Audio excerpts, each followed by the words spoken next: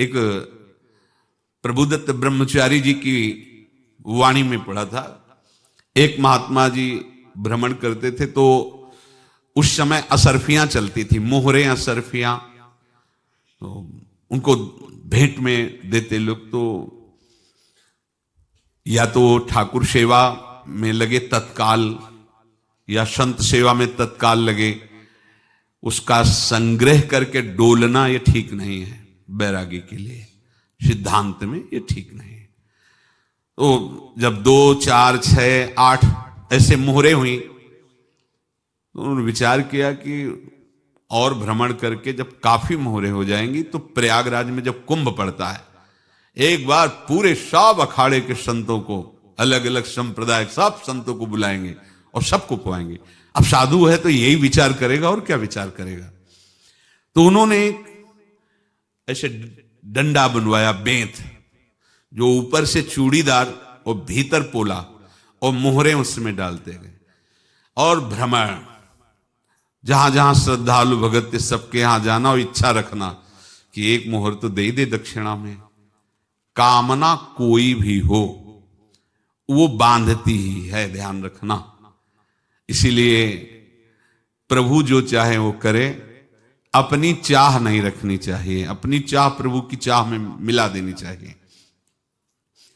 धीरे धीरे वो छड़ी भर गई। भ्रमण करने वाले महात्मा चूड़ी लगाई, इंतजार करते रहे। जब प्रयाग का कुंभ पड़ा तो चले। तो रास्ते में एक गांव में पूछा जाता है, जैसे कहीं रुको कि कोई श्रद्धालु ऐसा है जो संत सेवी है। तो कुछ लोगों ने बताया, हाँ एक परिवार है बहुत संत सेवी है और आपको मिलाते हैं उनसे। हाँ ये महाराज घर में रुका, खूब अच्छा हलवा पूड़ी पवाया, और जो घर के मालिक थे चरण दबाए। चरण दबाते दबाते उनकी दृष्टि पड़ी उस डंडे पे।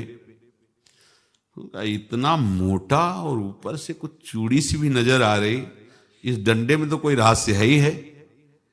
अब महात्मा जी को खवा पिला के सुला दिया। महात्मा जी जब सो गए तो पत्नी से धीरे से कहा, वो डंडा लाओ बाबा जी का डंडा। वो चूड़ीदार जो ही खोला पलटाया तो सैकड़ों मोहरे। ऐसे संत रोज पधारे भगवान, तुम आनंद हो जाए फिर क्या। पत्नी से कहा, नाप के कंकड़ लाओ। वो तो महात्मा जी तो खाए खीर पूड़ी, आराम से सो रहे। रात में पूरी प्लानिंग करके उसमें कंकड़ भर के चूड़ी लगाकर सिराने रख दिया, सारी मोहरें हटा ली। महात्मा जी आराम से छड़ी उठाए तो वजन पक्का। वैसे बड़े लोग चतुर होते हैं, पर ये नहीं जानते कि कर्म कितना भयानक होता है। और उनकी कोई संतान नहीं थी, पर धन में इतना प्रेम उनको था। बहुत सावधान। साधु महात्माओं के पास जो अर्थ है, गृहस्थी अगर आता वहीं से है, पर अगर उसको जोर जबरदस्ती या किसी छल कपट से, तो वो उसका विनाश ही करता है। आज तक का प्रमाण है। अब उनको ये भाव पता नहीं होगा, या पता होगा तो लोभ के कारण वो उसको मान नहीं पाए होंगे। महात्मा जी गए प्रयाग में, किसी अखाड़े पर रुके और वहां प्रार्थना की कि कल जो है संपूर्ण अखाड़ों का निमंत्रण किया जाए और सब संतों को भोग पवाया जाए और उनको दक्षिणा भी दी जाए। महंत ने सोचा कि बहुत बड़ा है तो उत्सव है, क्योंकि प्रयाग में कितने हजारों संत महात्मा सब। तो उनका महाराज बोरों इसमें चीनी और टीनों घी लगेगा, सब व्यवस्था। बोले आप मंगाइए, एक एक हिसाब हम करेंगे, हमारे पास सब व्यवस्था है। बोले कुछ तो पहले दे दो, वो इकट्ठे देंगे हम। उनको था कि अगर हम छड़ी खोला और 2-4 मोहरे दी, किसी को पता लग गया तो गड़बड़ हो सकती। बोले हम भंडारे के समय आखिरी में सब कुछ आपको दे देंगे। ठीक है। वो अपने पास से पैसे लगाकर खूब जितना सामग्री सब लाए, लाखों की, और सब संतों को निमंत्रण कर दिया। संत जन निमंत्रित हो गए, भंडारा बन रहा है। तब वहां के महंत है और उनका देखो भंडारा भी बन रहा है, संतों को निमंत्रण। अब आप अर्थ की व्यवस्था कीजिए, क्योंकि इतनी बड़ी हमारी सामर्थ्य नहीं थी जितना हमने किसी तरह हमने व्यवस्था की। अब मुझे अर्थ चाहिए, तभी आगे की व्यवस्था बढ़ेगी। संतों को दक्षिणा देंगे और जिनसे अर्थ लिया उनको दे। देखो रसोई बन गई सब, उनका छत में विश्वास नहीं तो ये अभी चूड़ी खोली।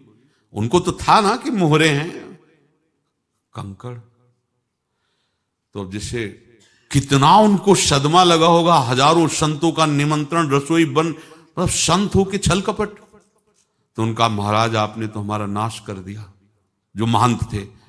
अब बताओ रसोई बन गई, संत निमंत्रित हो गए और आप ये कंकड़ दिखा रहे हैं हमको। आपने तो हमें बर्बाद कर दिया, हमारी इतनी सामर्थ्य नहीं थी, आप पहले बता देते। संत होकर ऐसा छल कपट। अब वो बोले तो क्या बोले, क्योंकि उनको पता था कि मोहरे हैं इसमें। अंदर से उनका चिंतन गया उसी सेठ के पास।